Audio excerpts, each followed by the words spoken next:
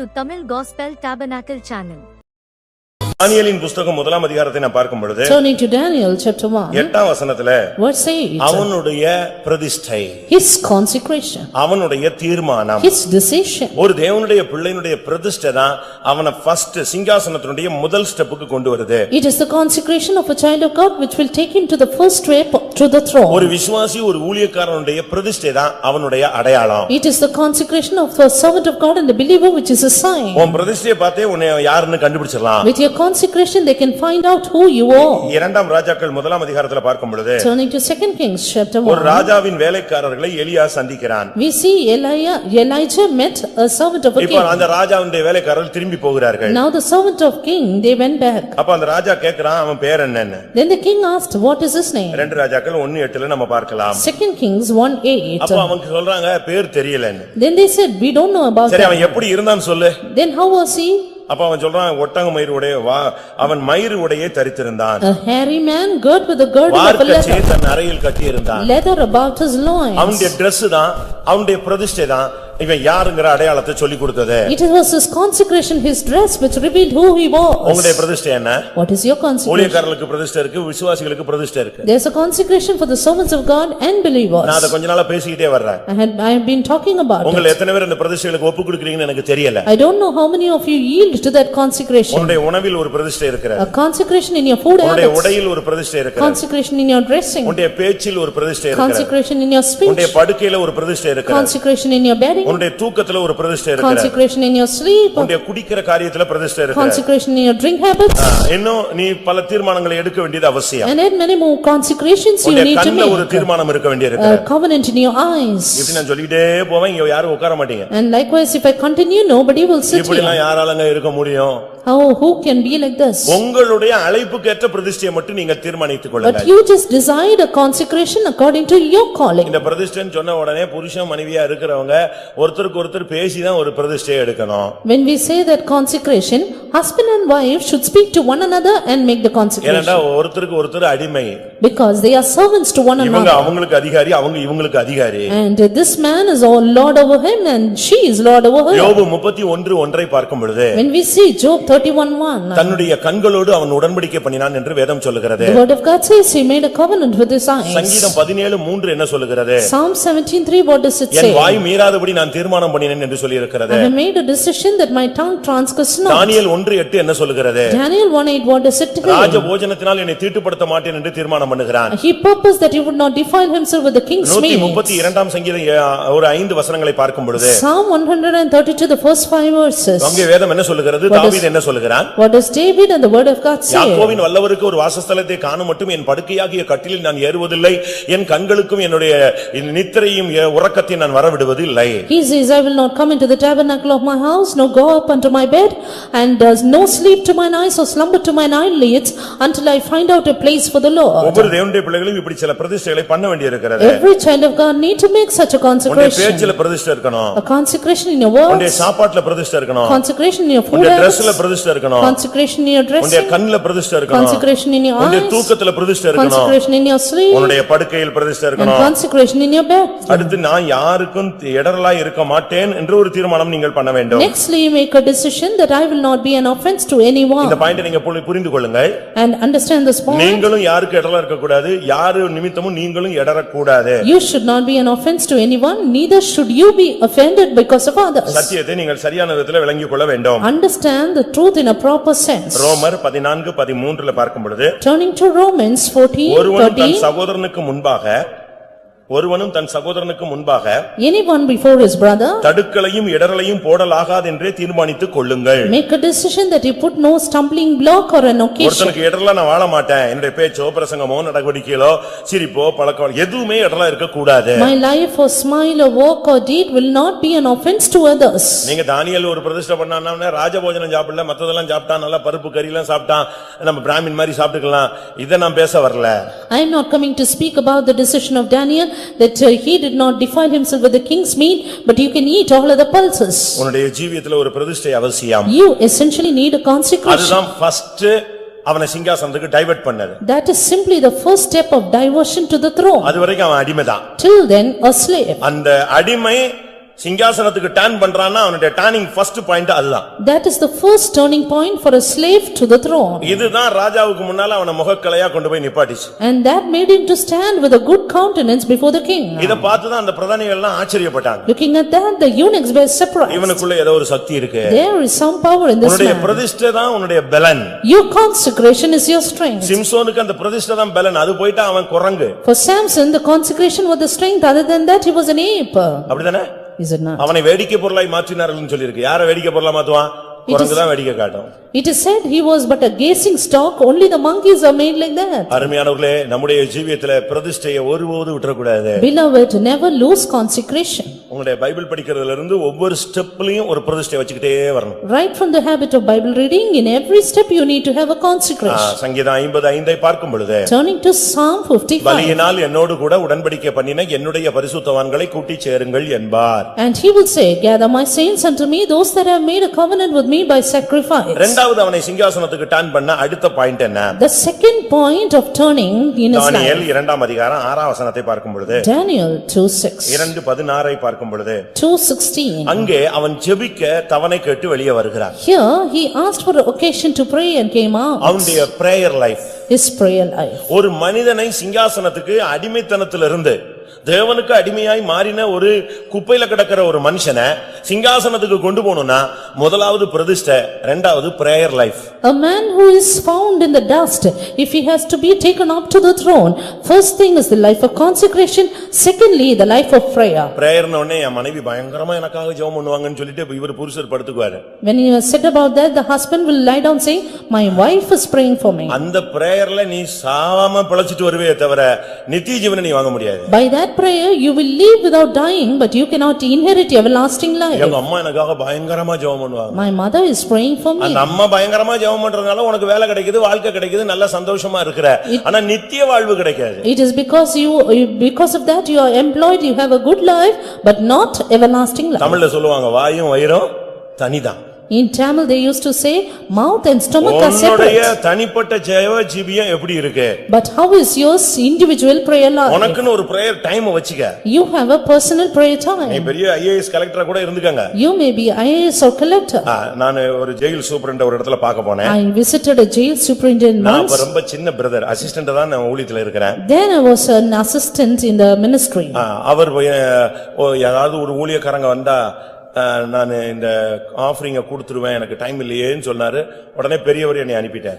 And he said, if you send some servant of God, I will give this offering, I do not have the time. Then the pastor sent me. அவர் பெரிய jail superintendent. He was a jail superintendent. வயசான மனுஷன். An old man. அங்க நீங்க போனீங்கன்னா ஜெயில்ல ஒவ்வொரு அசைவும் இவர் இல்லாம அசையாது. இவர் வந்தாலே ஒரு 100 பேர் சல்யூட் அடிப்பான். Every moment in the jail was done with his knowledge. That was that done. ஆனா நான் உள்ள போன போது When I went in, எல்லாரையும் வெளியே போக சொன்னார். he asked everyone to get out. நான் அவர் வயசுக்கு அவருக்கு பிள்ளையா இருப்பேன். I am only his child state. ஆனா அவர் அவ்வளவு கனம் பண்ணி But he honored me so much. Brother ஊழியக்காரங்க வந்திருக்காங்க, எல்லாரும் வெளியே போங்க அப்படினாரு. ஆபீஸ்ல உள்ள அவ்வளவு பேர் வெளியே போயிட்டாங்க. He asked everyone in his office to get out. உள்ள ஒரு சின்ன ரூம்க்குள்ள கூட்டி போனாரு. He called me to a little room. ஜெபம் பண்ணுங்க. He said, pray for me. எனக்கு ஆச்சரியமா இருந்துச்சு. I was surprised. நான் ஜெபிச்சு தான் வந்தேன். I prayed and came. எதுக்கு இத சொல்றேன்? Why I say this is, அப்பதான் யோசிச்சேன் அவருக்கு அது prayer room. and that was his prayer room. அந்த ஆபீஸ்லயும் டைம் கிடைக்கும்போது அங்க சாப்பிடுறது ஜெபம் பண்றதுக்குன்னு ஒரு குட்டி ரூம் வச்சிருக்காரு. Even in his office, when he has time, he goes to that room to pray. உங்களுக்கு பிரேயர் டைம் இருக்கா? Do you have a time of prayer? இல்ல டைம் கிடைக்கும்போதெல்லாம் நாங்கள் ஜெபம் பண்ணுவோம். No, whenever I have time I pray. குடும்பமா ஜெபம் பண்றீங்களா? Do you have family இல்ல prayers? நாங்க தனித்தனியா ஜெபிச்சுக்கோம். No, we have individual நீ prayers. தனித்தனியா போனா சிங்கம் உன்னை ஈஸியா அடிக்கிறதுக்கு வசதியா இருக்கும். If you individually go, the lion will easily tear நீ you off. மொத்தமா உட்கார்ந்தேன்னா சிங்கத்தை அடிக்கிறதுக்கு வசதியா இருக்கும். If you are together in a family, you will easily tear the lion. ஏதோ ஒரு நாள் ஜாப் டியூட்டி வெளிய பிரயாணம் அப்படினா நான் வரதுக்குள்ள நீ பிள்ளையை வச்சு ஜெபிச்சிரு அப்படினு சொல்லலாம். Maybe if suddenly there is a duty, an extra OT, then you can pray individually with your child. ஒரு சிலர் இந்த பிரேயர்னு சொல்லிட்டு இந்த பிள்ளைகளுக்கு புத்தி சொல்றோம் 1.5 மணி நேரம் சொல்லி அந்த பிள்ளைங்க இவர் மட்டும் தான் பிரசங்கம் பண்ணிட்டு இருக்காங்க, அது தூங்கிக்கிட்டே இருக்கும். அப்படி சொல்ற ஜெபம் அல்ல. But in some families saying that it is a family prayer, the parents keep on instructing the children, but that is not the family prayer. நான் சென்னை திருவொற்றியூர்ல இருந்தபோது When I was in Tiruvachiyur, அப்போ ஒரு family There was a family, அவருக்கு 3 பையன் ஒரு பொண்ணு. 3 sons, 1 daughter. எப்ப visiting போனாலும் Whenever I went for ஏதாவது visiting, ஜெபிக்கணுமா? do you want any prayer? உடனே அவர் சொல்வாரு இந்த நாளும் ஊழியத்துக்கு போறதுக்காக ஜெபம் பண்ணுங்க. You pray that these 4 may go to the ministry. உடனே மூத்த ஒரே ஒரு பொண்ணு அது சொல்லும், ஐயோ டெய்லி 10 மணி ஜெபம் தொடங்கினா 12 மணி வரைக்கும் நாளைக்கு காலைல ஸ்கூலுக்கு போகணும் வேலைக்கு போகணும் ஒண்ணுமே இல்ல. எடுத்துட்டாருன்னா சியோனை பத்தி ஸ்டார்ட் பண்ணிடுறாரு. Soon the daughter said, every day in family prayer begins at 10 o'clock and ends at 12 o'clock. He starts with instructing of Zion. எங்கள சியோனுக்கு போங்கறாரு. இவரை வேணா கூட்டி போங்க. He says, you go to Zion, you go to Zion. Please take him to Zion. இந்த சியோனை பத்தி பேசுறவர் இவர் முதல்ல ஊழியத்துக்கு போயிருந்தா நான் எங்க 4 பேர் நாங்க தொல்லை இல்லாம இருந்திருப்போம். நாங்க பிறந்திருக்கவே மாட்டோம். This man, if he had gone to Zion, we would not have been born at all. அந்த பிள்ளைகளுக்கு அது வெறுப்பா இருந்துச்சு. ஆனா அவர் சளைக்க மாட்டார் மனுஷன். அடுத்த நாள் அதே ஸ்டடி தான். That man was never fed up. He gave the same study the next week. ஆனா கர்த்தர் அவருடைய ஆசையை தீர்த்து ஒரு பையனை ஊழியத்துக்கு கொண்டு வந்தாரு. இங்க மதுரையில இருந்தானே ஜெயராஜ் அவன்தான். But God fulfilled his desire and brought that one son for the ministry. He is Jayaraj. இப்ப கோயம்புத்தூர்ல இருப்பான். Now he is in Coimbatore. எதுக்கு இத சொல்றேன்? Why I say this is, ஜெபம்னு சொன்னா ஜெபமா இருக்கணும். prayer should be prayer. அறிக்கை என்றால் அறிக்கையாக இருக்கணும். Confession should be confession. சாட்சினா சாட்சியா இருக்கணும். Testimony should be testimony. பாட்டுனா பாட்டா இருக்கணும். பிரசங்கம்னா பிரசங்கமா இருக்கணும். இதுல ஏதாவது ஒன்னு மாறிடுச்சு அபஸ்வரமா மாறிடும். Song should be song and preaching should be preaching. If it intermingles, then it will become wrong. சாட்சியில எழும்பி அறிக்கையிடுவாங்க, அறிக்கையில எழும்பி சாட்சி சொல்லுவாங்க, பாட்டு பாடுறேன்னு சொல்லிட்டு எங்கேயோ போயிடுவாங்க. ஒருத்தன் அந்த பாட்டை பிடிக்க முடியாது. Some will confess during their testimony and some will give the testimony during confession and songs will be done away and likewise it goes on. உங்களுக்குன்னு ஒரு prayer time வச்சிருங்க. But you need to have a prayer ஒருவேளை time. இனிமே இதுவரைக்கும் அப்படி fix பண்ணலனா இப்ப fix பண்ணுங்க இன்னைக்கு. But today fix it if you had not done it. நீங்க prayer time கரெக்ட்டா ஃபாலோ பண்ணி பாருங்க miracle நடக்கும். Follow the prayer time, you will have a miracle in your life. அப்போஸ்தலர் 3ஆம் அதிகாரம் Acts 3. முதலாம் வசனத்தை பாருங்க. The first verse. அப்போஸ்தலர் 3:1. Acts 3:1. ஜெபவேளையாகிய 9ஆம் மணி நேரத்திலே ஜெபவேளையாகிய 9ஆம் மணி நேரம். The hour of prayer, the 9th hour. அன்னைக்கு தான் அற்புதம் ஃபர்ஸ்ட் அற்புதம் சீஷர்கள் செய்ய ஆரம்பிக்கிறாங்க. It is then the disciples began to do the first miracle. 40 வருஷமா நடக்காதவனை தூக்கி எடுத்து நிறுத்துற இடம் அந்த ஜெபவேளை தான். And it is that hour of prayer which made the 40 years the limp man to உன்னுடைய walk. prayer time கரெக்ட்டா நீங்க மெயின்டைன் பண்ணீங்கன்னா அற்புதம் தானாக நடக்கும். Maintain your prayer life, miracles will be all the way done. உன்னுடைய prayer time தான் உன்னுடைய சிங்காசனத்துக்கு உன்னை திருப்பி விடக்கூடிய வழி. Your time of prayer is the time of turning you to the throne. அப்போஸ்தலர் 10ஆம் அதிகாரம் Acts 10. 3ஆம் வசனத்துல Verse பார்க்கிறோம். 3. 2ஆம் வசனத்துல எப்பொழுதும் ஜெபம் பண்ணுகிற கொர்நேலியு. It is second verse says about Cornelius who prayed always. ஆனா 3ஆம் வசனத்துல ஏறக்குறைய 9ஆம் மணி நேரத்தில் அவன் ஜெபிக்கும் பொழுது தேவ தூதன் அவனுக்கு பதில் வந்து கொடுத்தான். And in third verse we see when he was evidently about the 9th hour of his prayer, the angel gave him the என்ன answer. மாதிரி அவன் பிரேயர்ல இருந்திருப்பான், பரலோகம் திறந்து தேவதூதன் இறங்கி வர்றான்னு பாருங்க. Then think about his prayer life and the angel from heaven came. உன்னுடைய ஜெபங்களுக்கு பதில் வேணுமானால் நீ சரியான விதத்துல ஜெபிக்க அந்த டயத்துல ஜெபிக்கணும். If you need the answer for the prayer, pray in time. அடுத்ததாக அப்போஸ்தலர் 10ஆம் அதிகாரத்திலே பார்க்கும் பொழுது Nextly seeing in the same chapter Acts 10.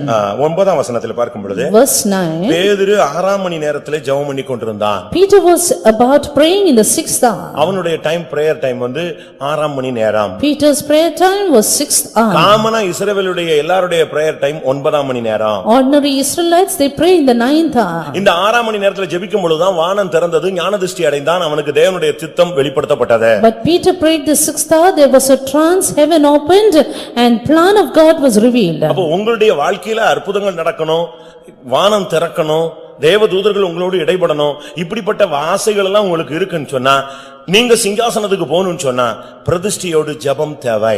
Therefore, if you have the desire that your prayer need to be answered, heaven need to be opened, angels need to appear and you should get up to the throne, then you need a prayer time. Shadrach Meshach Abednego ஜெபத்தை விட தானியேலுடைய ஜெபம் சிறந்தது. And Daniel's prayer was excellent than the prayer of Shadrach, Meshach and Abednego. 4 பேரும் ஜெபிச்சாங்க, 3 பேர் தூங்கிட்டாங்க. 4 prayed but 3 slept. ஆனா ஒருத்தனுக்கு அந்த வெளிப்படுத்தல் கிடைத்தது. But one had the revelation. அவனுக்கு எப்படி தூங்க முடியும்? How could he sleep then? அந்த ஜெபாவி இருக்கிறவனுக்கு தூங்க முடியாது. The man with prayer life cannot sleep. காலையில ராஜாட்ட பதில் சொல்லணும். And he has to give the answer to the king. இல்லனா தலை போய்டும். Else he will be அதனால அவனால beheaded. தூங்க முடியல. Therefore he could not sleep. அவன் போராடி அந்த பதிலை பெற்றுக்கொண்டான். He strove to receive the answer. ஜெபத்திலே தேவ ஆலோசனை வெளிப்படுகிறது. Counsel of God appeared in prayer. ஜெபம் தான் உன்னை சிங்காசனத்துக்கு உரியவனாக இரண்டாவது பகுதிக்கு உன்னை இழுத்துச் செல்கிறது. Prayer secondly lifts you up to the throne. இந்த ஜெபத்துக்கு தேவன் பதில் கொடுத்த உடனே And soon when God answered his prayer, ராஜா இவனை யாரா மாத்திட்டான் தெரியுமா? you know whom the king made him? தானியேல் 2:49 பார்க்கும் பொழுது 2:41 of Daniel. பாபிலோன் மாகாணத்து காரியங்களை விசாரிக்கும்படி அவனை மேல் கொண்டு வந்து விட்டான். The king lifted him high that he might inquire about the provinces of Babylon. Babylon மாகாணத்துக்கு அதிகாரியாக மாறிவிட்டான். And he was made the ruler of the province. இப்போ சிங்காசனத்தினுடைய ஆர்டினரி ஸ்டெப்ல ஒரு ஃபர்ஸ்ட் ஸ்டெப் ஏறறான். Now the first step of his reign was come. எப்படிப்பட்ட ஒரு அனுபவம் என்பதை நீங்கள் பார்க்க வேண்டும். Look at this precious experience. எப்படிப்பட்ட ஒரு அனுபவம் கிடைத்தது? How could he get that experience? இது அவனுடைய ஜெபத்தினால் அவனுக்கு கிடைத்த ஒரு தன்மை. This was simply through his prayer. அடுத்ததாக இவனுடைய வாழ்க்கையில உள்ள முக்கியமான தன்மை என்ன? Nextly, the precious quality in his life. அவனை குற்றம் கண்டுபிடிக்க ரொம்ப ட்ரை பண்றாங்க. They tried the maximum to excuse him. என்ன விதத்திலயாவது அவனை குற்றம் கண்டுபிடிச்சிரணும். To accuse him, they tried the best. அவர் அங்க போனாரு இங்க போனாரு அப்படி பார்த்தாரு சிரிச்சாரு அங்க நின்னாரு அந்த வீட்டுக்கு வந்தாரு தனியா வந்தாரு உட்கார்ந்திருந்தாரு பேசினாரு போனாரு ஏதோ உன்னை முடிவு கட்டணும்னு முடிச்சிட்டான். They did some or the other thing to accuse you and to put an end of your life. அந்த நேரத்துல தான் ரொம்ப கவனமாக இருக்கணும். But it is then you have to be very careful. Daniel 6:4 Daniel 6:4. அவனிடத்தில் ஒரு முகாந்தரத்தையும் குற்றத்தையும் கண்டுபிடிக்க அவர்களால் முடியவில்லை. But they could find none occasion to find an error or a அவன் fault. உண்மையுள்ளவனாய் இருந்தபடியினால் அவன் மேல் சுமத்த யாதொரு குற்றத்தையும் கண்டுபிடிக்க முடியவில்லை. For as much as he was faithful, neither was there any error or fault with him. இந்த ஊழியம் குற்றப்படாதபடி எவ்விதத்திலும் நாங்கள் தேவ ஊழியர்கள் என்று நாங்கள் விளங்க பண்ணுகிறோம். Approving ourselves to be servants of God, that we should not be blamed in anything. குற்றம் கண்டுபிடிப்பது என்பது பிசாசுனுடைய ஒரு பெரிய ஊழியம். And this is a great ministry of the devil to find blame. வெளிப்படுத்தல் 12:10 அப்படி சொல்லி இருக்கிறது. இரவும் பகலும் குற்றம் சாட்டுகிறவன். Revelation 12:10 says, the accuser of our brethren day and night. என்ன நடந்தாலும் இந்த குற்றச்சாட்டு வந்துகிட்டே இருக்கும். And how much ever you work, this accusation will come. நாம் குற்றம் சாட்டப்படாதவர்களாய் கர்த்தருக்கு முன்பாக வாழ வேண்டும். But we need to dwell before God as one not accused. இந்த இடத்துல தேவன் எதிர்பார்ப்பது உண்மை. Here God expects faithfulness. உண்மை.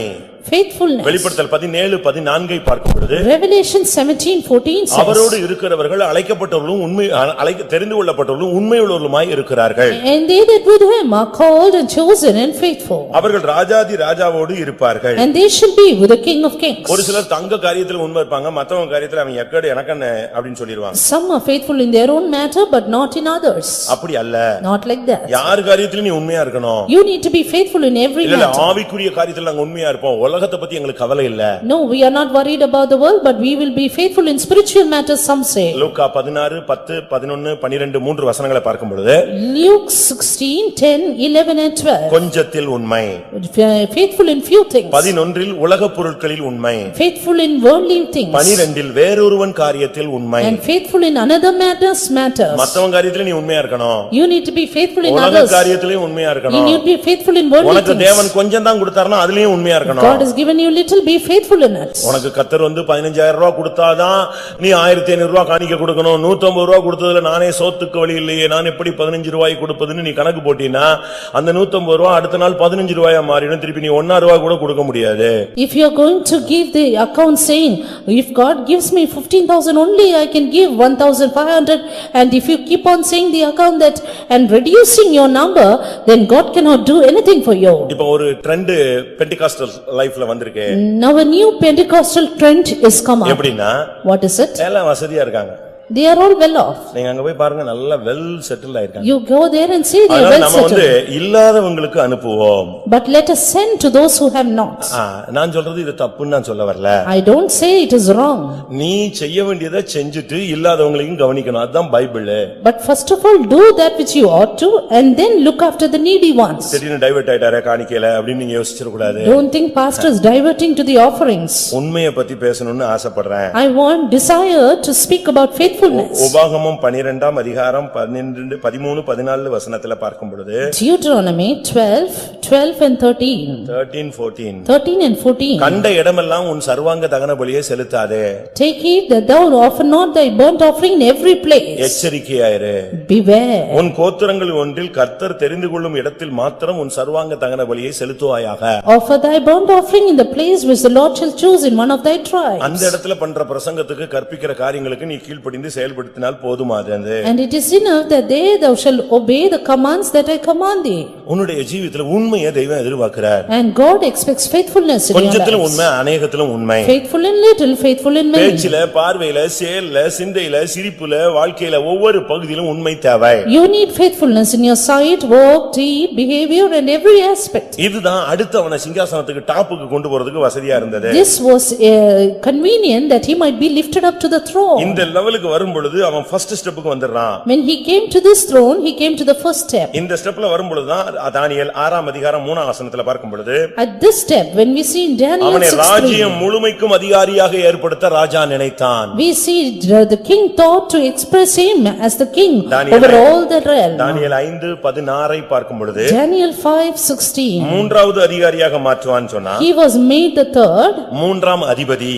and the third ruler. ஆனா இப்ப 6ஆம் அதிகாரம் 3ஆம் வசனத்துல பார்க்கும் பொழுது எல்லாத்துக்குமே அதிபதியா மாறிட்டான். But now in 6:3 he became the ruler of the whole realm. Nebuchadnezzar 7 வருஷம் மிருகமாக இருந்தான். Nebuchadnezzar was an episode 7 years. சரித்திரம் சொல்லுகிறது This history இந்த says 7 வருஷமும் தானியேல் தான் ஆளுகை செய்தானா. all the 7 years Daniel reigned. எப்படி இருக்கும்னு யோசிச்சு பாருங்க. Then think how it would have been. எங்க இருந்தாளு? Where was he? பெல்ஷாத்சார் நேபுகாத்நேச்சாருக்கு பிறந்தவனா? Was he born to Nebuchadnezzar? பாபிலோன்ல பிறந்தானா? Was he born in Babylon? இல்ல.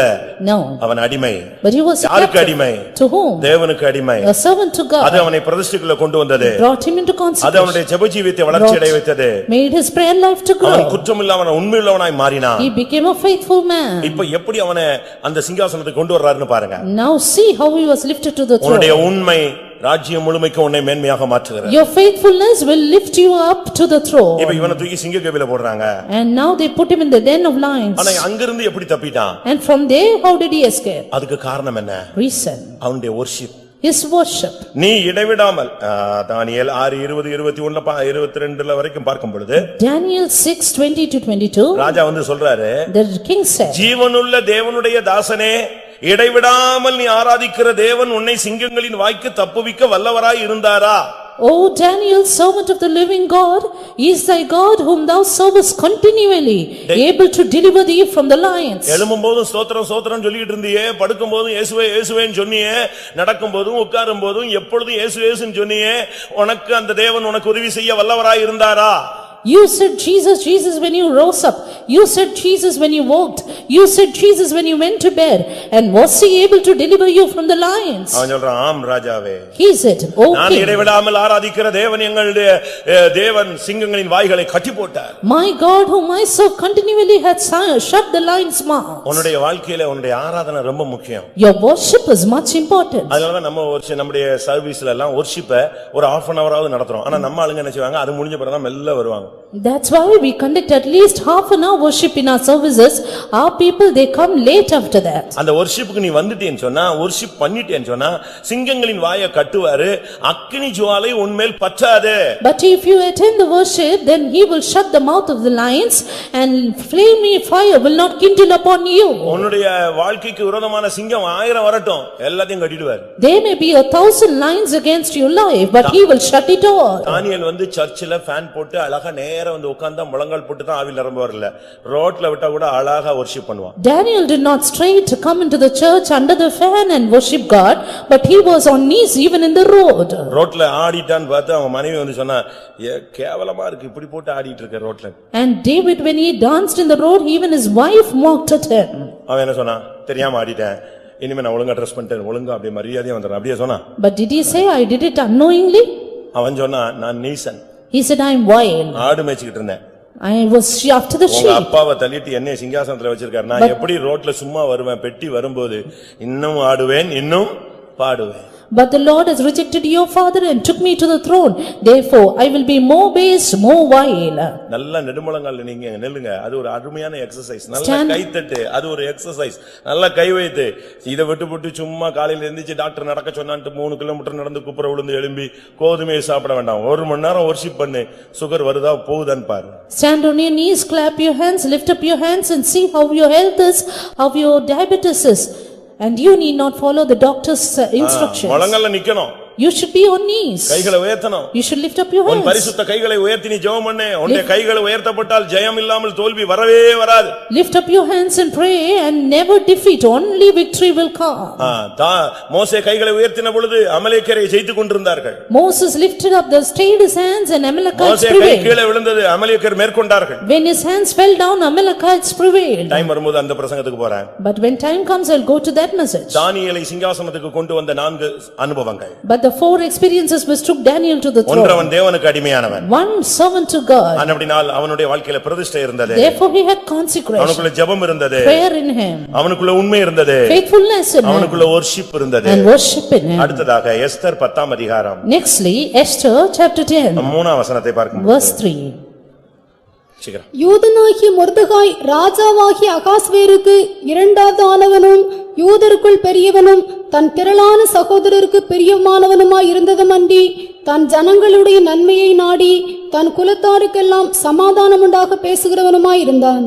For Mordecai the Jew was next unto King Ahasuerus, and great among the Jews, and accepted of the multitude of his brethren, seeking the wealth of his people, and speaking peace to all his seed. கர்த்தருடைய பரிசுத்த நாமத்துக்கு மகிமை உண்டாவதாக. Glory be to God's holy name. மொர்தெகாய் எப்படி சிங்காசனத்துக்கு வருகிறார்? How was Mordecai lifted up to the throne? ராஜாவுக்கு அடுத்த ஸ்டாண்டர்ட்ல வந்துட்டார். He came next to the king. இயேசுவோடு நாம் போய் பிதாவுக்கு அடுத்த ஸ்தானத்துல உட்கார போறோம். We are going to sit with Jesus next to the Father. இவர் இருந்த இடம் எங்க? But where was he? இவர் வந்து உட்கார்ந்த இடம் எது? When which place did he sit in?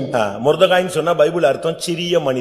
Mordecai means a little man. ஆனா 10ஆம் அதிகாரம் 3ஆம் வசனத்துல சொல்லி இருக்கிறது யூதருக்குள் அவன் பெரியவனாய் மாறினான். But 10:3 says he became great among the Jews. இவன் இருந்த இடம் எது? அவன் இருந்த தேவன் அவனை இருத்தின இடம் எது? Where was the place he in and where did God make him to sit? Esther 2ஆம் அதிகாரம் 21ஆம் வசனம். Turning to Esther 2:21. எஸ்தர் 3ஆம் அதிகாரம் 2ஆம் வசனம். Or 3:2.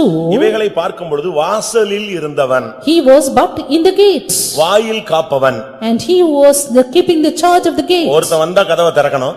If one comes, open the door. ஒருத்தன் போய்ட்டானா கதவை பூட்டணும். If one leaves, close the entrance. தன்னவிட ஸ்தானம் கூடனவன் வந்தானே எழும்பி நின்னு செய்யணும். விஷ் பண்ணணும். And if somebody else comes, you have to get up and wish. இல்ல ஒரு பியூன் வேலை மாதிரி தான் அவன் கேட் கீப்பரா தான் இருந்தான். He was but a gatekeeper. எப்படி இந்த கேட் கீப்பர் அங்க வந்துட்டாரு? How could he come to that position? எப்படி அவனுக்கு அப்படி முடிஞ்சது? How could he even be lifted up? நான் உங்களுடைய தரம் தாழ்ந்த இந்த உலகத்தில் உள்ள வெறும் வேலைகளை குறித்து பேசுறேன், நீங்க எடுத்துற வேண்டாம். அந்த சப்ஜெக்ட் நான் ஆவியிலேயே பேசுறேன். And don't consider I am speaking of the inferior jobs in the world. I am speaking in the spirit. பாவத்துக்கு அடிமை பத்தி பேசாம நான் தேவனுக்கு அடிமையை உங்களுக்கு சொன்னேன். And I said about servants to God not being servants to sin. அதுபோல நீ வாசல் காப்பவன் சொன்னா அதனுடைய சரியான அர்த்தம் என்ன? Even so, keeping the gate, what is the right meaning? ஆண்டவர் தான் வாசல். God is the gate. யோவான் 10ஆம் அதிகாரம் 9ஆம் வசனத்துல நானே வாசல். John 10:9 says, I am the door. இந்த வாசல்லையே நீ கடக்கணும். You have to pass through this door. இந்த வாசல்ல நீ இருந்தீனா எங்க வந்துருவ? சிங்காசனத்துக்கு வந்துருவ. If you are in this door, you will come to the throne. நீதிமொழிகள் 8ஆம் அதிகாரம் 34ஆம் வசனம் வாசியுங்கள். Read Proverbs 8:34. 8:34. என் வாசற்படியில் நித்தம் விழித்திருந்து என் கதவு நிலையருகே காத்திருந்து எனக்கு செவி கொடுக்கிற மனுஷன் பாக்கியவான். Blessed is the man that heareth me, watching daily at my gates, waiting at the posts of my doors. தேவனுடைய வீட்டிலே அந்த அவர் சொல்றாரு, என் வாசற்படியிலே நித்தம் விழித்திருந்து என் கதவு நிலையருகவே நின்னுட்டு இருக்கிற ஒரு மனுஷன், எனக்கு செவி கொடுக்கிற மனுஷன் பாக்கியவான். Blessed is the man that heareth me, watching daily at my gates, waiting at the post of my doors. ஆண்டவருடைய வீட்ல வாசல்னா இந்த ஃபெய்த வாசல்ல அந்த கேட்ல எடுத்துறாதீங்க. Gate of the house of God is not the entrance here and there. இது ஒரு எழுத்தின் பிரகாரமான கிருபையுள்ள ஊழியம். This is just a literal gracious ministry. ஆண்டவர் பேசுகிற இடத்துல வாசல்ல நீ கடக்கணும். But you have to be at the gate where God speaks to you. நித்தம் அவர் வாசல் படியில நீ காத்திருக்கணும். And wait daily at his post. விழித்திருக்கணும். Be watching. எஜமான் உள்ள இருந்து கூப்பிடுவாரு. Yeah, master will come and call. நான் சென்னையில ஒரு ட்ரிப் போலீஸ் கமிஷனர் ஆபீஸ்க்கு போயிருந்தேன். Once I went to the police commissioner office at Chennai. எங்களெல்லாம் உட்கார சொல்லிருந்தாங்க. They asked me to sit. அவர் உள்ள இருக்கார் commissioner. He was then inside. அந்த டோர்ல ஒரு சின்ன ஒரு கேப், அதுல கண்ணாடி இருக்கு. There was a little gap with a glass in the door. அவருக்கு வாசல்ல ரெண்டு போலீஸ் நிக்கறாங்க, அது போக ரொம்ப பேர் நிக்கறாங்க. There were 2 police as a security at his door and other polices also. அவங்க ரெண்டு பேரும் அந்த கண்ணாடியை இவ்வளவுதான் இருக்கும், இந்த கேப்ல அப்படியே பாத்துக்கிட்டே இருக்கான். Both of them were looking through that gap in that glass. நாங்க பக்கத்துல உட்கார்ந்து ஒருத்தர் பேசிக்கிறார். ஐயா உட்கார்ந்து இருக்காரு, போன் பேசிட்டு இருக்காரு. அவர் என்ன பண்றாருன்னு இவன் பார்த்து கமெண்ட் கொடுத்துக்கிட்டே இருக்கான். என்ன கண்டிஷன் இருக்கு, ஏன்னா அவர் இப்ப வெளியே போறாரு, அது வரைக்கும் கமெண்ட் நடந்துகிட்டே இருக்கு. And until the police commissioner comes out, they keep giving the comments about what he is doing inside. ஒருத்தர் சொல்லிடுறாங்க. One said, எழும்பிட்டாரு, he is getting up. எழும்பிட்டாருன்னு சொன்னதுதான் தாமதம். இங்க கார் வரைக்கும் நிக்கிறவன் அவ்வளவு பேர் அட்டென்ஷன் ஆயிட்டான். Soon then all the people beside the car, they were in full attention. எல்லாம் உடனே அந்த கன் எல்லாம் தூக்கி கரெக்ட்டா ஷோல்டர்ல வச்சு நின்னுட்டாங்க. They all then were in full security with their pistols. அடுத்த செகண்ட் ஒருத்தர் உள்ள போனாரு. The next second one went in. ஒருத்தர் ஃபைல தூக்கிட்டு வந்தார். One brought the file. நேரா கார்ல கொண்டு போய் வச்சார். Straight went and kept in the அடுத்த உள்ள car. போனா. Another went in. செல் மட்டும் எடுத்துட்டு வெளிய வந்தார். Took his mobile alone and kept it. இப்போ அடுத்து வெயிட்டிங். Now next waiting. அடுத்து. Next. புறப்பட்டாரு, எழும்பிட்டாருன்னு. He got up. எழும்பிட்டாருன்னு சொன்னதுதான் இந்த சிங்கம் வெளியே வர்ற மாதிரி சரட்டுன்னு வெளியே வந்தா பாருங்க, அடிச்சாங்க ஒரு 20 பேர் சல்யூட் கன் தூக்கி. அவ்வளவுதான், ஒரு செகண்ட்ல கார் போயிடுச்சு. Suddenly 20 of the people, they suddenly came as a line and he left soon into the car. நான் கூட யோசிப்பேன், நம்ம பாஸ்டர்ஸ் ரூம் வாசல்ல எல்லாம் இந்த சின்ன பிரதர்ஸ் பாவம் 22 வயசுல ஊழியத்துல வந்துட்டு வாசலே நிக்கிறானே. இத பார்த்த பிறகுதான் புரிஞ்சுது இது எவ்வளவு பெரிய பாக்கியமான ஒரு வேலை.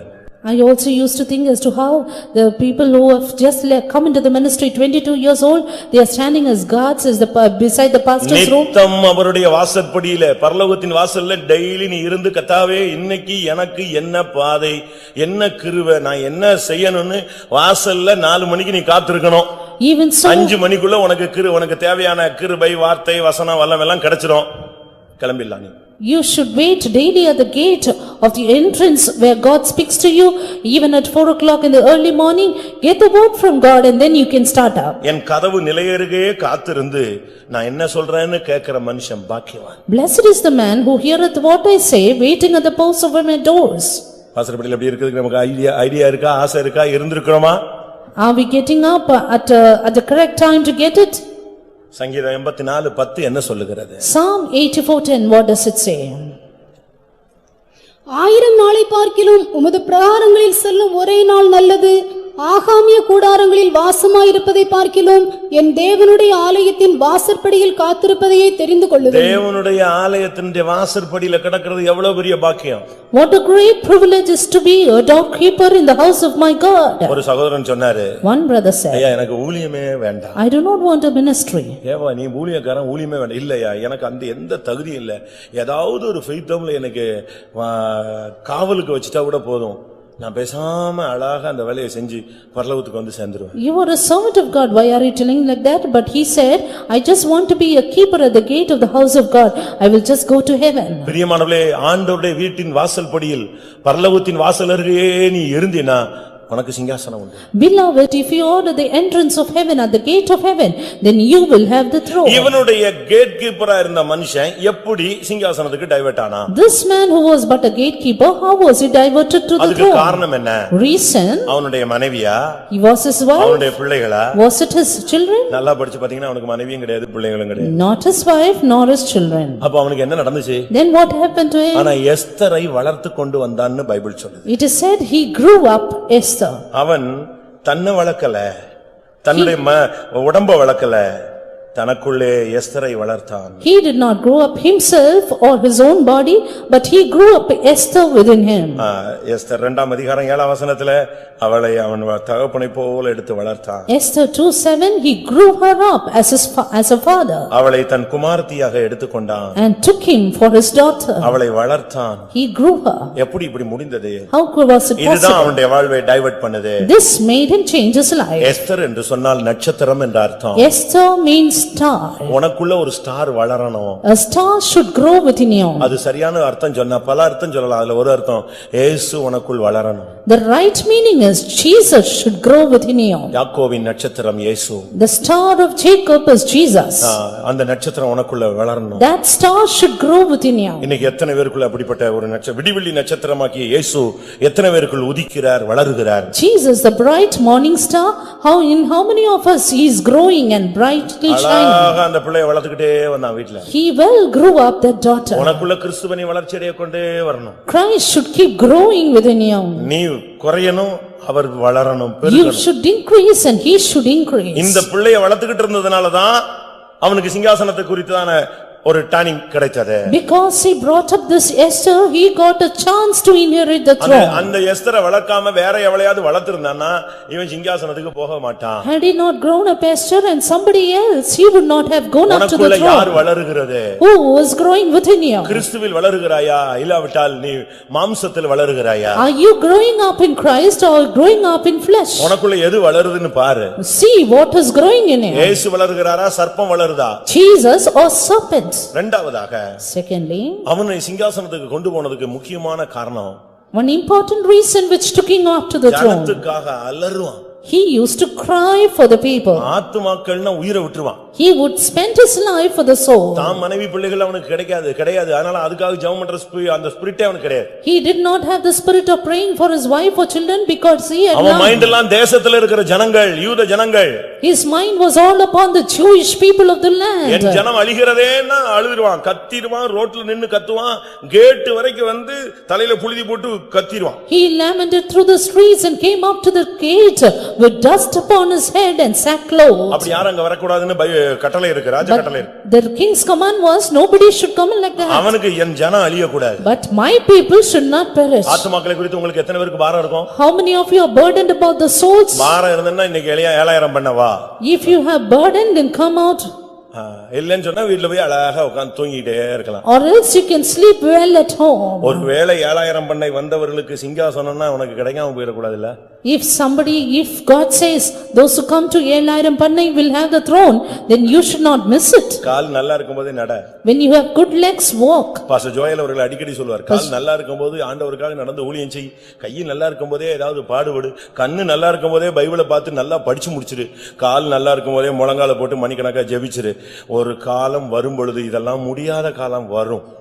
Pastor Joel used to say, when your legs are okay, then be on knees, then walk for the Lord. When your hands are well, walk for the Lord. When you have a good eyesight, read the Bible properly. மொர்தெகாய் சிங்காசனத்துக்கு வந்ததுக்கு காரணம் வாசல் படியில கடந்த காரணம். The reason for Mordecai coming up to the throne was he was by the gate. எஸ்தரை வளர்த்தான். He grew up Esther.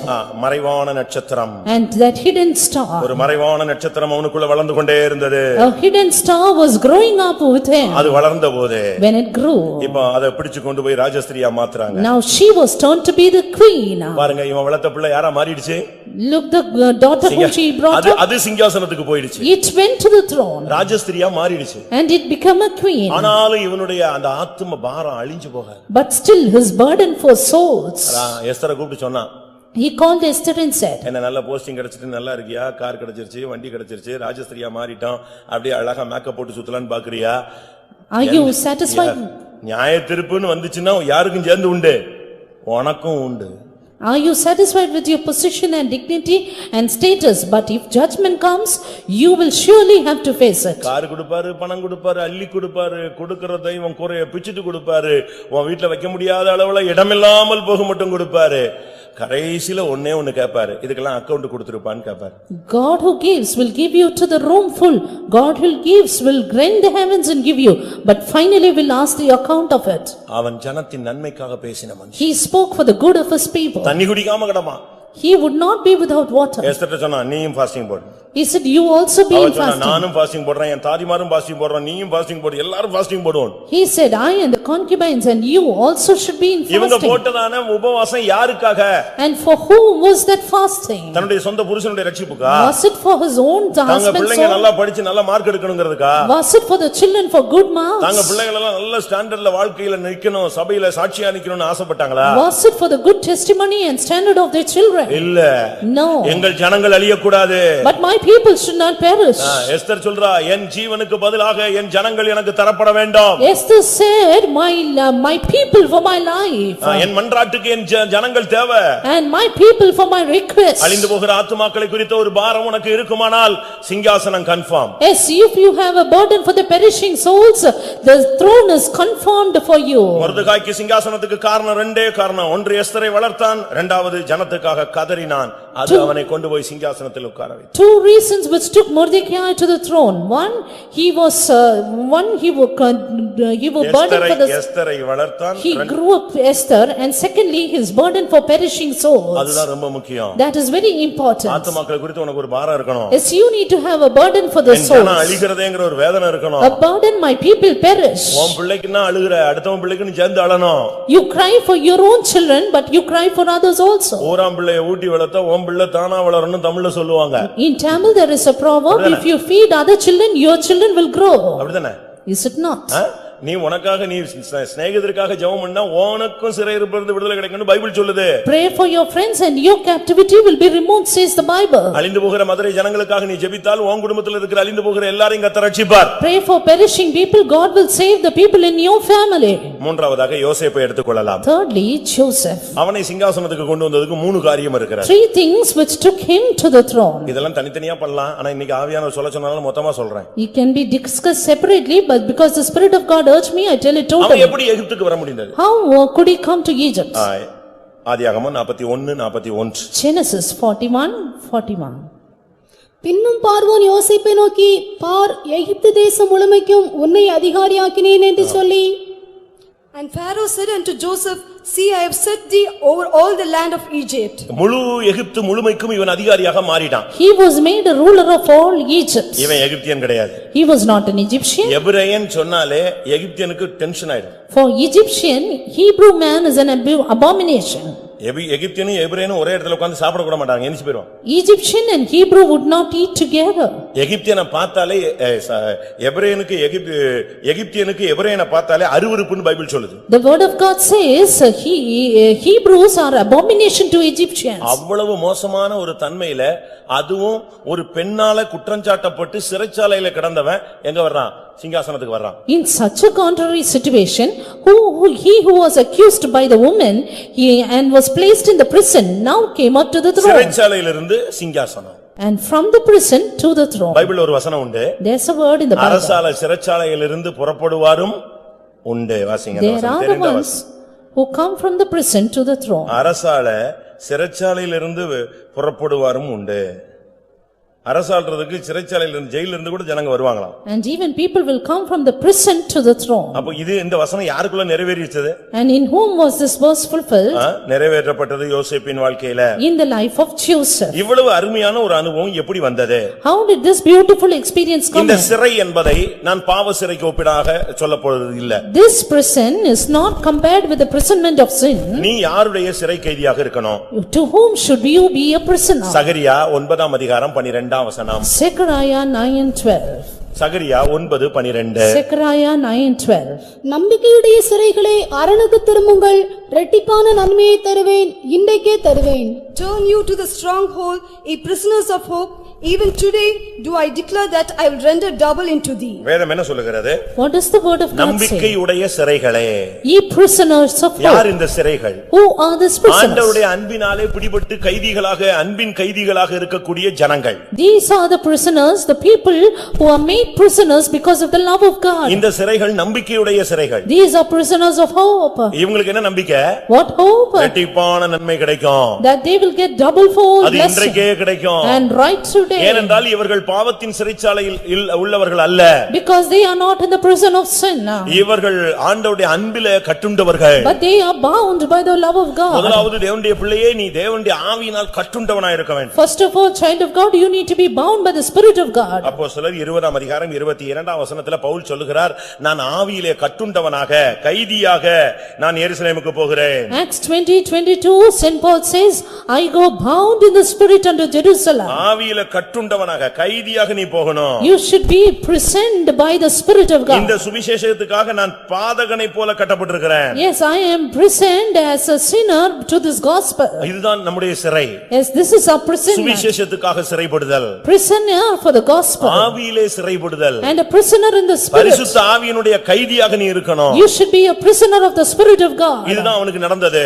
This is what happened here. இவன் சிறைச்சாலைக்கு போனதுக்கு காரணம் என்ன? What is the reason of him going into நீங்க படிச்சு this பாத்தீங்கன்னா prison? ஆச்சரியமா இருக்கும். This is really surprising. சம்பந்தம் இல்லாம, No connection at சம்பந்தம் இல்லாத all. இடத்துல, Not only related. சம்பந்தம் இல்லாத ஒரு காரணத்துக்கு வருஷ கணக்கா சிறைச்சாலையில கிடந்தான். With no related reason, he was in the prison for years. ஆனா அவனுக்குள்ள ஒரு நிச்சயம் இருந்துச்சு. But he had an assurance. எல்லா நட்சத்திரங்களும் விழுந்து வணங்கும். All the stars will fall சூரியன் before வணங்கும். me. Sun will worship. சந்திரன் வணங்கும். Moon will bow down. எல்லா அரிக்கட்டும் ஒரு நாள் விழும். All will fall down at my feet. அந்த தரிசனத்திலே அவன் மாறி போகவில்லை. He did not change in that dream. அதனால இந்த சிறைச்சாலை அவனுக்கு ஒரு சிறைச்சாலையாக இல்ல. Therefore prison was no more a prison. நம்பிக்கையுடைய சிறைகளே, Prisoners of hope, அரணுக்கு திரும்புங்கள். return to the fold. அரண் என்று சொன்னால் நம்முடைய ரட்சிப்பு தான் நம்முடைய அரண்னு ஏசாயா தீர்க்கதரிசி சொல்கிறார். Isaiah the prophet says salvation is our fold. நம்முடைய அரண் தான், நம்முடைய ரட்சிப்பு தான் நம்முடைய அரண். Yes, even our salvation is our stronghold. அப்படிதான் ஏசாயா 26:1 சொல்லுகிறது. Isaiah 26:1 says that. உன்னுடைய ரட்சிப்புக்கு நீ திரும்பி வா. Come back to your salvation. நம்பிக்கையுடைய சிறை கைதியாயிரு. Become a prisoner of hope. ஆண்டவர் என்னை விடுதலையாக்குவார். Then the Lord will deliver ஆவியில you. கட்டுண்டவனாய் போறேன், மரணத்துக்கு நான் ரெடியா இருக்கிறேன். I am bound in the spirit, I am ready for death. சரி, இந்த மனுஷன் எப்படி சிங்காசனத்துக்கு வந்தான்? But this man, how did he come to the throne? இவனுடைய வாழ்க்கையில 3 தன்மைகள் முக்கியம். 3 important qualities. ஒன்று, One. ஆதியாகமம் 37:13. Genesis 37:13. அவனுடைய கீழ்ப்படிதல். His obedience. சூழ்நிலை அனுகூலமா இல்லாவிட்டாலும் பிரதிகூலமா இருந்தாலும் அவன் கீழ்ப்படிந்தான். Situations were contrary, but he obeyed. பிலிப்பியர் 2:8 படி பார்க்கும் பொழுது According to Philippians 2:8. அங்கே என்ன சொல்லி இருக்கிறது? What does it say our there? கீழ்ப்படிந்தார். He obeyed. அதாவது சிலுவையின் மரண பரியந்தம் அவர் கீழ்ப்படிந்தார். He obeyed even unto the death of the cross. Siluvaiya இருந்தாலும் கீழ்ப்படியணும், சிங்காசனமா இருந்தாலும் கீழ்ப்படியணும். Be it cross or be it throne, you need to obey. அவனுடைய அந்த தகப்பனுக்கு ஃபர்ஸ்ட்ல வீட்ல நல்லா சாப்பிட்டு ஜாலியா அழகா Dress பலவர்ண அங்கி போட்டுட்டு இருந்தவனுக்கு இப்ப தகப்பன் கூப்பிட்டு சொல்றாரு, எப்பா நான் உன்னை உங்க அண்ணன்ட்ட அனுப்புறேன், அண்ணன் மார்ட்ட போயிட்டு வான், இதோ போகிறேன்னா. அதான் என்னது? அதுதான் அவனுடைய சிங்காசன பயணத்தினுடைய ஃபர்ஸ்ட் ஸ்டெப். வீட்டை விட்டு வெளிய வரான், அதுக்கு பிறகு வீட்டுக்கே போல. This boy who was happy with the father with his best robe, with his colored robe, now he was sent to his brethren and he immediately obeyed, which is his first point to the throne. என்னைக்கு நீங்க கீழ்ப்படிறீங்களோ அன்னைக்கு உங்களுக்கு நீங்க divert ஆயிட்டீங்க, சிங்காசனத்துக்கு திரும்பிட்டீங்கன்னு அர்த்தம். The day you obey, the same day you are diverted to the throne. உன்னுடைய தகப்பனுக்கு தாய்க்கும் கீழ்ப்படிகிறாயா? Are you obeying a father and உன்னுடைய mother? புருஷனுக்கு மனைவிக்கு நீ கீழ்ப்படிகிறாயா? Are you obeying a husband and wife? உன்னுடைய நடத்திப்புக்கு கீழ்ப்படிகிறாயா? Are you obeying the leading? தேவனுக்கு கீழ்ப்படிகிறாயா? Do you obey God? யாருக்கு நீ கீழ்ப்படிற? To whom do you obey? தேவனுக்கு கீழ்ப்படிந்திருங்கள், பிசாசுக்கு எதிர்த்து நில்லுங்கள், அப்பொழுது அவன் என்ன செய்வான்? ஓடுவான். Obey God, resist the devil and he will flee from you. கீழ்ப்படிதல் என்பது தேவசித்தத்தினுடைய முதல் பகுதி. Obedience, the first chapter of the will of God. கீழ்ப்படிதல் என்பது சிங்காசனத்தினுடைய முதல் படி. Obedience, the first step to the throne. கீழ்ப்படி உனக்கு சிங்காசனத்தினுடைய படி கிடைச்சிரும். And this obedience which is in Tamil, the lowest step, and you will get that step to the throne. கீழ்ப்படிய முடியுமா? Can you obey? எத்தனை பேர் கீழ்ப்படிறீங்க? How many of you obey? இன்னைக்கு ஃபேமிலில பிரச்சனை காரணமே கீழ்ப்படியாததான். Today's family problems, the matter is obedience. வேண்டாம்னா வேண்டாம். No, and then you அதுல speak நீங்க no. உங்க கருத்தை சொல்லி பெரிய சாதனையாளரா நீங்க மாறணும்னு அவசியம் இல்ல. Don't want to achieve something through your opinion. தேவன் அறியாம எதுவுமே நடக்காது. Because nothing will happen without the knowledge of God. கீழ்ப்படிஞ்சு பழகுங்க. Be habituate in obeying. இரண்டாவதாக Secondly, ஆதியாகமம் 39:12 பார்க்கும் பொழுது Genesis 39:12. அந்த பெண் பிடிச்சு அவனை கைய பிடிச்சு இழுத்தா, காலை பிடிச்சு இழுத்தா, Dress பிடிச்சு இழுத்தா, ஆனா இவன் பாவத்துக்கு சிக்கவே இல்ல. That woman caught him by his garment, caught him by the hand, but he did not indulge in sin. பாவம் வந்து வாசற்படியிலே படுத்து கிடக்கும். Sin will lie at your door. முந்தைய மாதிரி எல்லாம் பாவம் இல்ல, இப்ப பாவம் வந்து நம்ம கைக்குள்ளே இருக்கு. Now sin is within our hand itself.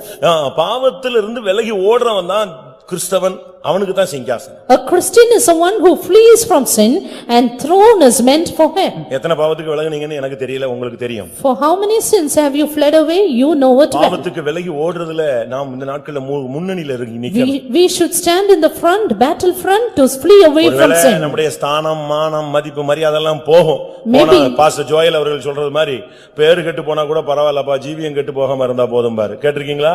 இதெல்லாம் பொன்மொழிகள். Pastor Joel has said, even if your name is getting bad, that doesn't matter, but your life should not get corrupted. முதல்ல பேரு கெட்டு போக கூடாது. First your name should not be corrupted. ஒருவேளை பேரை கெடுத்துருவாங்க. And first of all they'll spoil your name. ஆனா பேரு கெட்டு போனாலும் எது கெட்டு போக கூடாது? ஜீவியம் கெட்டு போக கூடாது. Even if your name is spoiled, your life should not be spoiled. அவனுக்கு பேரு கெட்டு போனது அத பத்தி பரவாயில்ல, வேலை கெட்டு போச்சு அதையும் பத்தி பிரச்சனை இல்ல, சிறைச்சாலையில போட்டாங்க அத பத்தியும் கவலைப்படல. ரைட், அங்க இருந்து தப்பி வந்ததே பெரிய புண்ணியம்னு இருந்தான். Name was spoiled, his job was spoiled, and he was cast to the prison, but that was not the matter.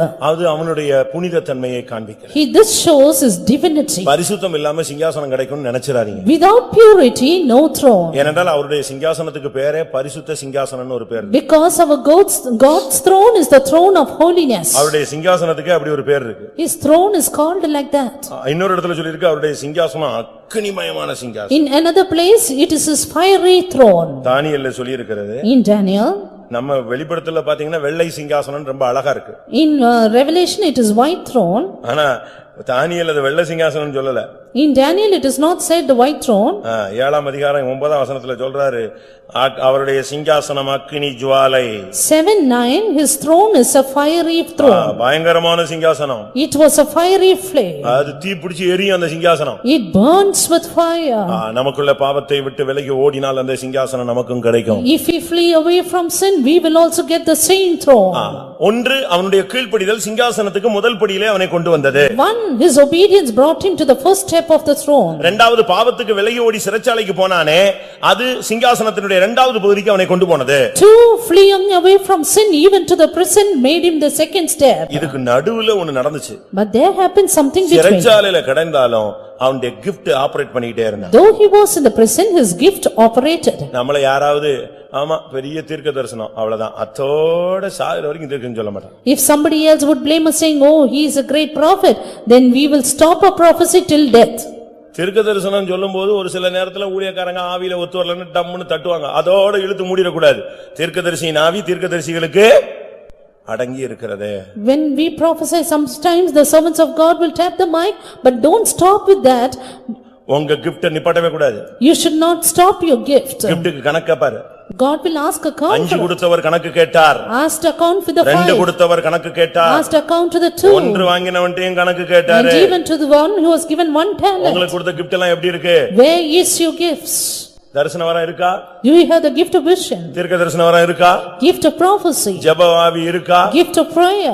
இந்த சத்தியத்தை உபதேசத்தை ஏற்றுக்கொள்ளக்கூடிய வரம் இருக்கா? Gift of accepting this doctrine. ஆத்ம பாரமுள்ள அந்த வரம் இருக்கா? Gift of gaining souls. பிசாசுகளை துரத்துற வரத்தை யூஸ் பண்றீங்களா? Gift of casting out demons. வியாதியை சுகமாக்குற வரத்தை யூஸ் பண்றீங்களா? Gift of healing the sick. சுவிசேஷம் சொல்ற வரத்தை யூஸ் பண்றீங்களா? Gift of declaring the gospel. இதெல்லாம் நீ யூஸ் பண்ணாம நான் பெண்டிகாஸ்ட் பிலீவர்னா அங்க அந்த டைட்டிலே அங்க கிடையாது, ஷெட் இதே கிடையாது, அந்த தலைப்பே கிடையாது மேல. Without this you cannot be called a Pentecostal believer. அவன் வீட்ல இருக்கும்போதும் gift இருந்துச்சு. He had the gift even at home. அவன் சிறைச்சாலையில இருக்கும்போது அந்த gift வர்க் பண்ணிட்டே தான் இருந்தான். Gift operated even in the prison. ஒருத்தன் ஜெபனம் பார்த்துட்டு வந்து சொன்னா அதுக்கு அர்த்தம் சொன்னான். If a dreamer came, he interpreted இன்னொருத்தன் it. ஜெபனம் பார்த்துட்டு வந்தா அவனுக்கு அர்த்தம் சொன்னான். Another came with the dream, he interpreted. எல்லாருக்கும் சும்மா அப்படி blessing-ஆலாம் அர்த்தம் சொல்லல. He did not give the blessing interpretation. எல்லாருக்குமே அப்படியே ஆசீர்வாதமா சொல்லிட்டே இருப்பாங்க. Today people want to say only words of blessing to பழைய பாட்டுல everyone. இப்படி சொல்லி பழக்கம் கிடையாது. But in the Old Testament they did not have such a பழைய habit. பாட்டுல சாவானா சாவாய்னு சொல்லுவான். In the Old Testament if they are going to die they'll say you will die. நம்ம அப்படி சொல்றோமா? But do we say that? நம்ம அப்படி சொல்ல மாட்டோம். We don't do that. ஆனா அங்க அப்படி இல்ல. நீ ஏறின கட்டிலில் இருந்து இறங்க மாட்டாய். இவன் போறதுக்குள்ள அவன் செத்தே வருவான். But he said you will not get down from the bed you have got on. It happened, he died. உன்னுடைய gift எல்லாம் எப்படி இருக்கு? But how is your gift? gift operate பண்றீங்களா? Do you operate it? யாரு சொல்றவன் சொல்லிட்டே இருக்கட்டும். உனக்குரிய giftக்கு கர்த்தர் கணக்கு கேட்பாரு. He who says will let him say, but I will keep silent, then God will ask account. அவன் அந்த சிறைச்சாலையில அந்த gift சொல்லிட்டே இருந்தான். gift ஆபரேட் பண்ணிட்டே இருந்தான். He operated his gift in the prison. இந்த gift தான் அந்த சிங்காசனத்துல உட்கார்ந்து இருக்கிற அந்த பார்வோன் கேக்குறான், இதுக்கு அர்த்தம் எனக்கு புரியலையே, குழப்பமா இருக்குன்னு. அப்பதான் அவன் சொன்னான், சிறைச்சாலையில ஒருத்தர் இருக்கிறான் gift உள்ளவன் அவனை கூட்டுவான்னு சொன்னான். That king who was on the throne, he had a dream and he called for the interpreter.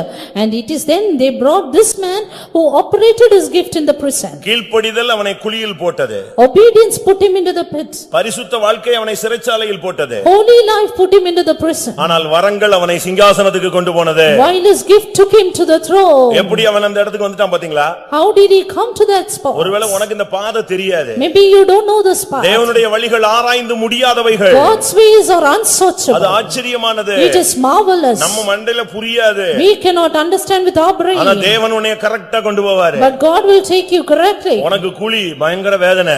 You will have pain. உனக்கு சிறைச்சாலை அதைவிட மன வேதனை. You will have prison and tormentation. ஆனா உன்னை அழைத்தவர் உண்மையுள்ளவர். But he who called you is அவனை faithful. சிங்காசனத்துக்கு கொண்டு போறதுக்காக கரெக்ட்டா கொண்டு போய் சிங்காசனத்துல உட்கார வச்சார். He properly took him to the throne. நம்பிக்கையுடைய சிறைகளே அரணுக்கு திரும்புங்கள். Prisoners of hope return to the stronghold. கடைசியாக Finally, நெகேமியா 5:14. Nehemiah 5:14. நெகேமியா 5:14. Nehemiah 5:14. நான் யூதா தேசத்திலே அதிபதியாயிருக்கும்படி ராஜாவியாகிய அர்த்தசஷ்டா எனக்கு கற்பித்த நாளாகிய அவருடைய 20ஆம் வருஷம் தொடங்கி அவருடைய 32ஆம் வருஷம் வரைக்கும் இருந்த 12 வருஷ காலமாய் நானும் என் சகோதரரும் Moreover, from the time that I was appointed to be their governor in the land of Judah, from the 20th year even unto the 32nd year of Artaxerxes the king, that is 12 years, and I and my brethren have not eaten the bread of the governor. இதுக்குள்ள ஒன்னு மறைஞ்சிருக்கு. There is something hidden in it. நெகேமியா 12 வருஷம் யூதாவுக்கு அதிபதியாக இருந்தான்னு அதுதான் அதனுடைய சுருக்கம். Nehemiah was a governor of the land of Judah for 15 years. 12 வருஷம் எப்படி இவன் அந்த ஸ்தானத்துல போய் உட்கார்ந்தான்? 12 years he somehow went and took the throne. எப்படி இவனால போக முடிஞ்சது? How could he do that? இவன் பெரிய அவ்வளவு பெரிய ஆளா? Was he such a great man? நெகேமியா 1ஆம் அதிகாரம் கடைசி வசனத்தினுடைய கடைசி பகுதியில பாத்தீங்கன்னா இவன் ஒரு பான பாத்திரக்காரன். Nehemiah 1, the last verse, he was but a cup bearer. Cup bearer, அதாவது ராஜா தண்ணி வேணும், மது வேணும், திராட்சரசம் வேணும் அப்படின்னா இவர் ஊத்தி கொடுத்து கொண்டு போய் கொடுப்பாரு. குடிச்சு முடிச்சா கப்ப தூக்கிட்டு வரணும். இதுதான் அவனுடைய ஊழியம், வேலை, ஸ்தானம், மானம், மரியாதை எல்லாமே அவ்வளவுதான். If the king says he has to drink wine or water, this man would just bear the cup for the king. That is his regard. ஆனா எப்படி இவன் வந்தான்? But how did he become?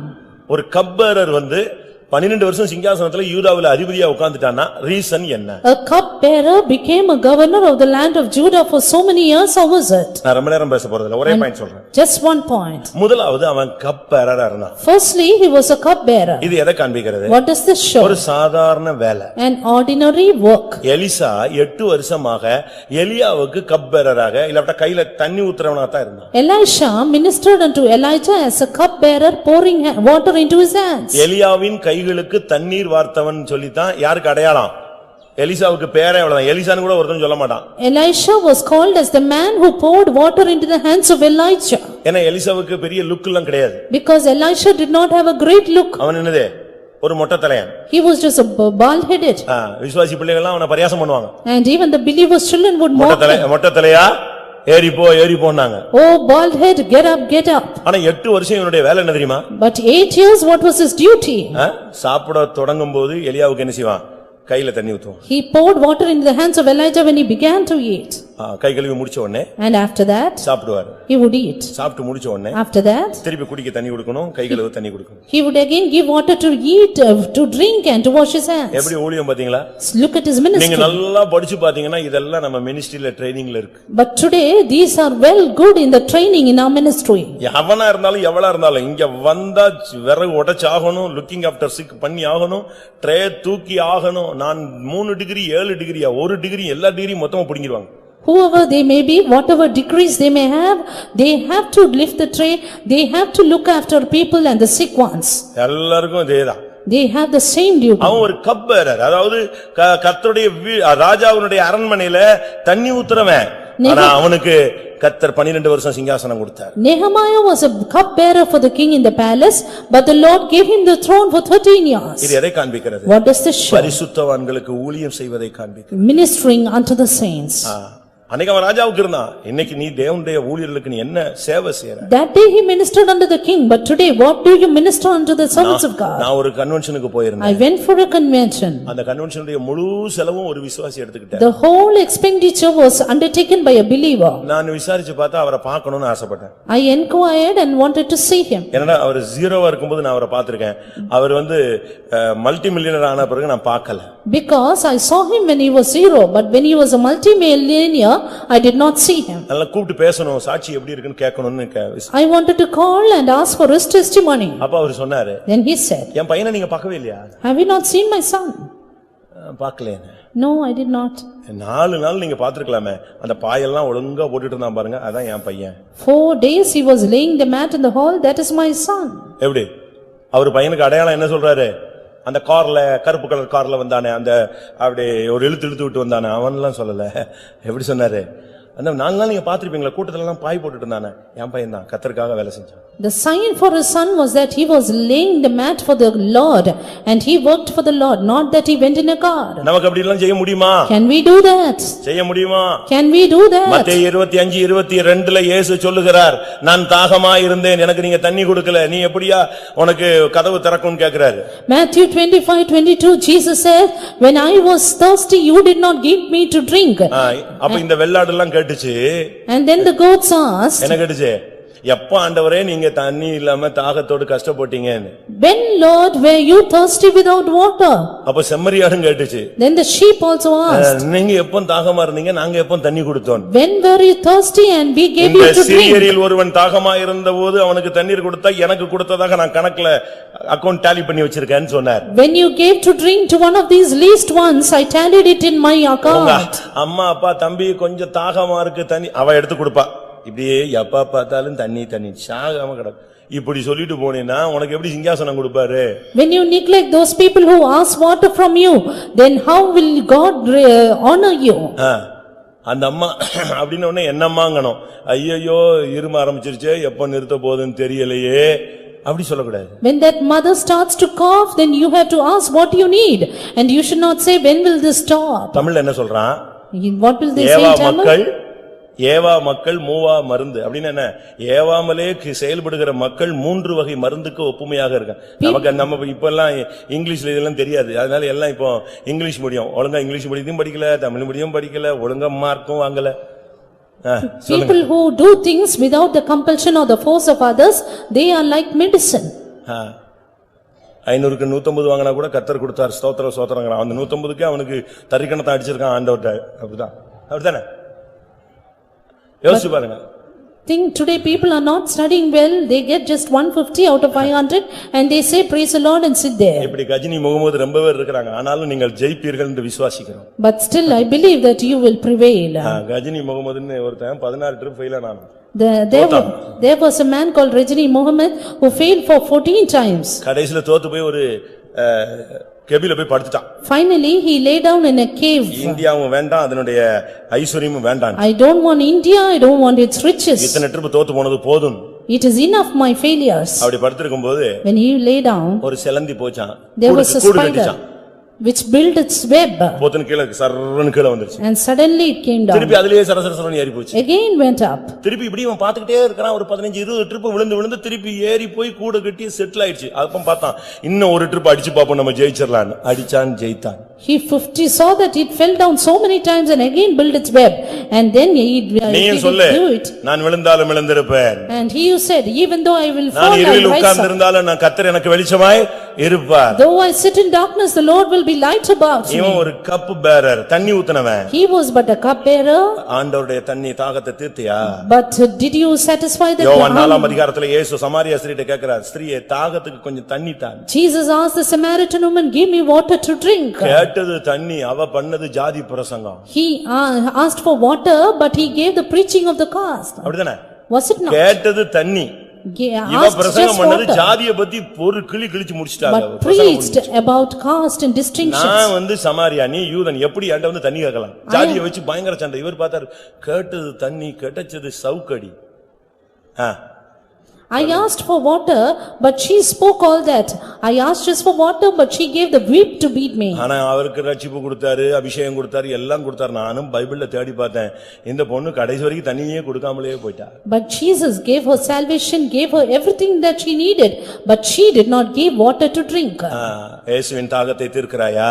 Are you quenching the thirst of இந்த ஒருவன் Jesus? தாகமா இருந்தபோது தாகத்தை தீர்த்தாயா? And did you quench the thirst of the little ones? பரிசுத்தவான்களுடைய தாகத்துக்கு தண்ணி கொடுத்தியா? Did you quench the thirst of the saints? 1 தீமோத்தேயு 5:10 சொல்லி இருக்கு, பரிசுத்தவான்களுடைய கால்களை கழுவுதல்ங்கற ஒரு ஊழியமே அங்க இருக்கு. 1 Timothy 5:10 says about washing the feet of the saints. சரி, நான் முக்கியமான பகுதிக்கு வர்றேன். Now coming to the important இந்த part. கப்பேரர் எப்படி அங்க வந்தாரு? How did this cupbearer come to the throne? அதனுடைய ரீசன் என்ன? Reason for it. சிறியவன் எப்படி குப்பையில இருந்து மகிமையான சிங்காசனத்துக்கு வர முடியும்? How did the poor from the dust come to the throne புழுதியில of இருந்து glory? குப்பையில இருந்து ஒருத்தன் எப்படி சிங்காசனத்துக்கு வர முடியும்ங்கிறதுக்கு நான் 3 பேரை சொல்லிருக்கேன். 4வது நெகேமியா.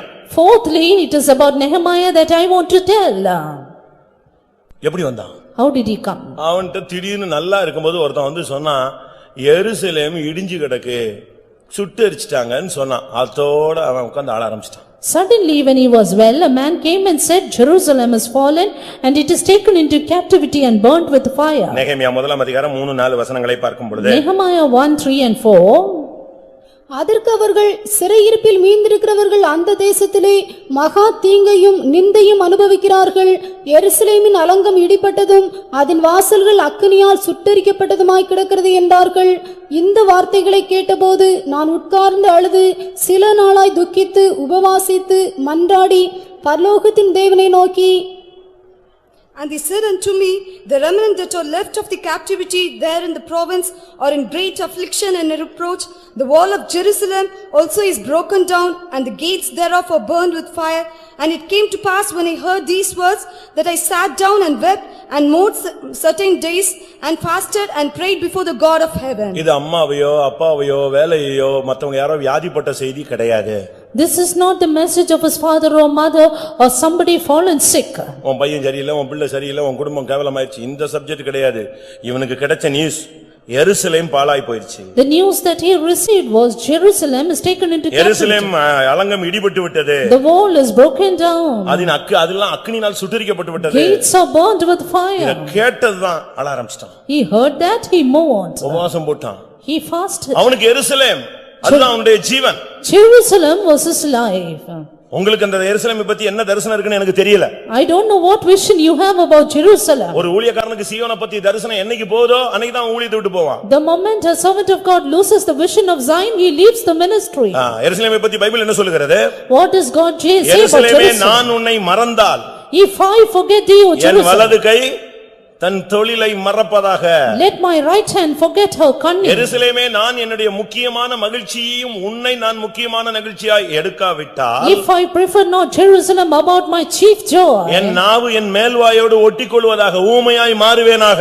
let my tongue cleave to the tube of my mouth, let me எருசலேமை become பத்தி என்ன dumb. வைராக்கியம் இருக்குன்னு பாருங்க. Look at his zeal for Jerusalem. ஆண்டவரும் கூட இந்த எருசலேமுக்காக கட்டும் உக்கிரமான வைராக்கியமாய் கொண்டிருக்கிறார். Yes, the Lord is zealous over Jerusalem with great fury. அழுதான். He wept. கண்டினியூவா அழுதான். He mourned. காலையில வேலைக்கு போகணும். He morning go to job. முகத்தெல்லாம் கழுவி பார்த்தான். Washed his face. புறப்பட்டு வந்துட்டான். He came off. இப்ப ராஜாவுக்கு முன்னால வந்து நின்னாச்சு. Now stood before the king. இப்ப தண்ணி கேக்குறார் ராஜா. Now king is asking for water. குடிக்க தண்ணி ஊத்துறான். He poured water. ராஜா பார்த்தான். நேத்து வரைக்கும் நீ நல்லாதானே இருந்த? Yes, till yesterday you were good. உன் முகம் ரொம்ப டிஃபரண்டா இருக்கு. But now your countenance is not but உனக்கு right. வியாதி இல்ல. Are you sick? உன் மனசுல ஏதோ ஒரு துக்கம் இருக்கு. This is but the sorrow of heart. இங்கே உங்களுக்குள்ள எத்தனையோ துக்கம் இருக்கும். Yes, there may be so many grief in them. என்னைக்கோ நடந்ததெல்லாம் தூக்கி குப்பை மாதிரி வச்சுக்கிட்டு ஸ்டோர் பண்ணி எல்லாத்தையும் வச்சுட்டு உட்கார்ந்து காலமெல்லாம் அழுதுகிட்டு இருக்கிற ஒரு பெரிய விசுவாசி விசுவாச குடும்பங்கள் கும்பல்களே இருக்கு. There are great groups of believers and their families who cry thinking of their past. ராஜா கேட்டான், உன் முகம் மாறி இருக்கு. But here the king asked, why is இது your வியாதி countenance அல்ல. changed? This is not இது sickness, மன துக்கம். but the sorrow of heart. Reason சொல்லு. What is the reason?